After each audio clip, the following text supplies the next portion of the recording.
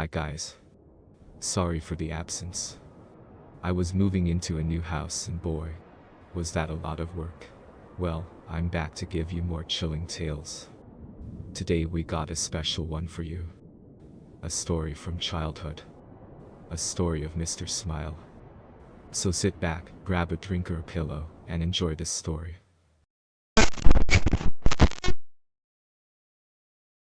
It was in early November of 1997 that a series of very strange sessions led a child psychologist in Maine to contact the authorities. It began when a patient of his began to tell him about one of their friends. This friend being imaginary as far as both the psychiatrist and the boy's parents were concerned. He called his friend Mr. Smile, and would talk about him at great length during some sessions. The boy called him Mr. Smile both because he would always be smiling, and because when he was around the boy said everything felt happy. He said that there was a feeling of everything being okay. The boy in question was being treated for serious issues to do with anger and depression. But when Mr. Smile was around, he said that all the anger and the sadness seemed to just disappear. He said that Mr. Smile wouldn't speak, but rather just stand there at the foot of his bed. He smelled like candy floss, and just by being there he made the boy feel calm and safe. The psychiatrist assumed this imaginary friend was some sort of coping mechanism the boy had developed to deal with the problems at home, that it led to his violent temper, and thought nothing much of it. Until another patient, a girl of about 9 years old, also began talking about her imaginary friend Mr. Smile. And then a boy of 7. And then a boy of 12. And then a girl of 11. All in all, close to 15 separate patients all began to talk to him about Mr. Smile. The first few he put down to coincidence. After all, many children have imaginary friends, and the name and description of Mr. Smile were just generic enough that it didn't concern him too much at first. But as more and more of his patients told him about Mr. Smile, he began to grow concerned. He asked for more details. Every single one of them described him the same way, using the exact same words.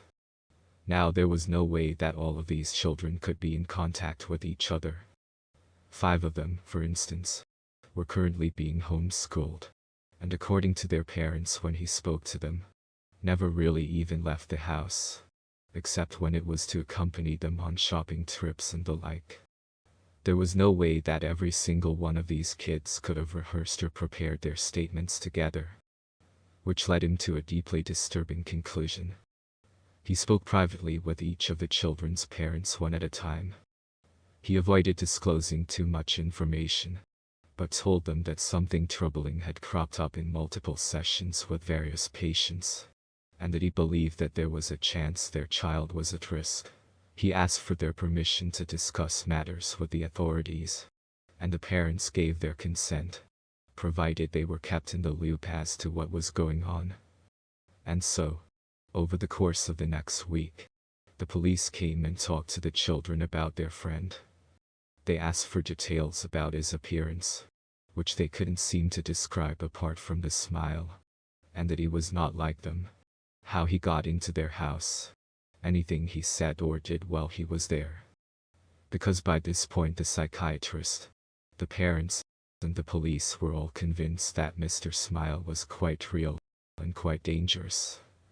The authorities had checked to make sure there were no known predators living in the area, which they had confirmed was not the case.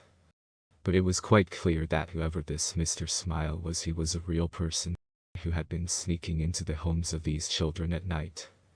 None of the children claimed to know how he got in. They said they would just wake up and he'd be there at the foot of their bed. Sometimes they said he would be singing something, but not in English. It sounded like a lullaby, they said. It made them feel safe. Finally the children were asked to draw Mr. Smile, as they couldn't put into words how he looked. Each and every one of the children picked up a red crayon and proceeded to color in the entire page, until it was just a rectangle of red. When asked about this, they insisted that they had drawn Mr. Smile. When asked where his head, arms and legs were, they would insist that they had drawn those. They claimed that they had drawn a perfect picture of the man at the foot of their bed, and when they were told that they had simply colored in the page and not drawn anything at all, they became deeply angry, feeling that they were being accused of lying, and insisting that what they had drawn was a picture of the man they had seen. Acting more on a hunch than anything else, the psychiatrist decided to show one of the colored-in rectangles to the various children and ask them what it was. Each and every one of them, with no knowledge of what the picture was supposed to be or who had drawn it, and with no knowledge that the other children that had been spoken to about this subject even existed, replied that it was a picture of Mr. Smile.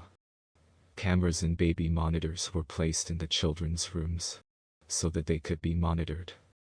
Many of the parents simply stopped sleeping altogether, staying up all night staring at the screens that displayed where their children slept. At no point did anyone enter or exit the bedrooms. No sounds except for them snoring or occasionally talking in their sleep were heard over the baby monitors. There was no sign of Mr. Smile. After almost 2 weeks of this, many of them began to doubt that Mr. Smile had ever existed. Other psychiatrists since have put the whole thing down to some strange shared delusion that, while it couldn't be explained, yet did not have any basis in reality.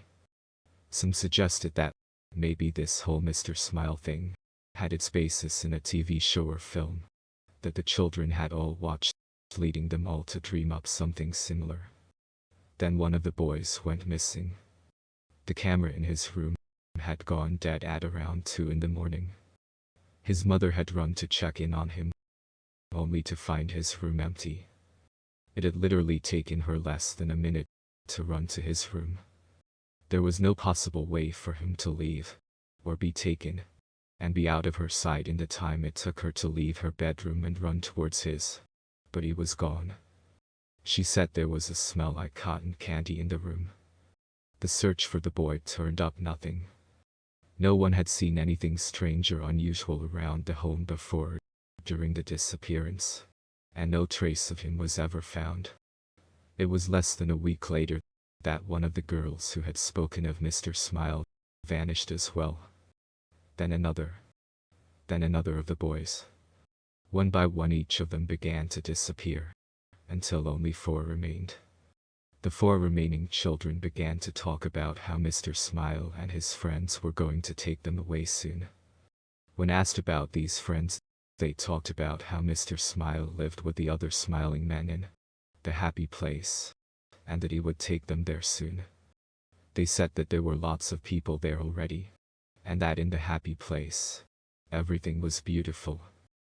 They said that they knew about it because Mr. Smile talked to them in their heads, because he couldn't talk like other people did, and that he would show them pictures in their heads of the place they were going. Things began to get increasingly disturbing. After a few weeks, the children began complaining of headaches and nausea. Their schools reported that they had begun to suffer hallucinations, and 2 of them started complaining that they didn't like the place that Mr. Smile was showing them anymore. One began screaming for half an hour, acting as if they were having a fit, and screaming for the colors to stop. That the colors were horrible and that they needed them to go away. One of the children claimed that Mr. Smile was talking to them in their head all the time now, and was telling them things. Terrible things. But that they couldn't talk about it.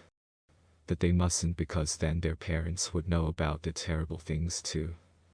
The psychiatrist asked them to write down what Mr. Smile was saying, promising that he would show it to no one, managing to gain the trust of one of the boys enough that he agreed.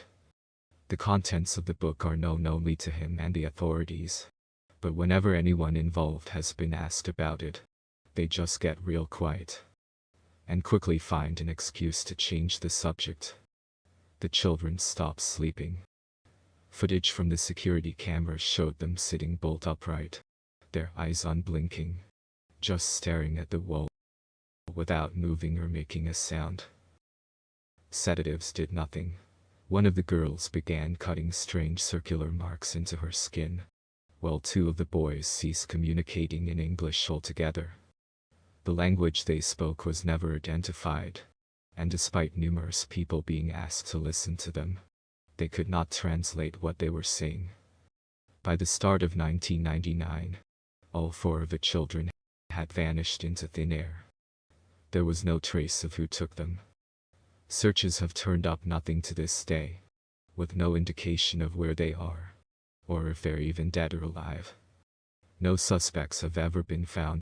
Either all four of them appear to simply vanish into thin air, much like the others, all of whom also remain missing. Their disappearance is unexplained.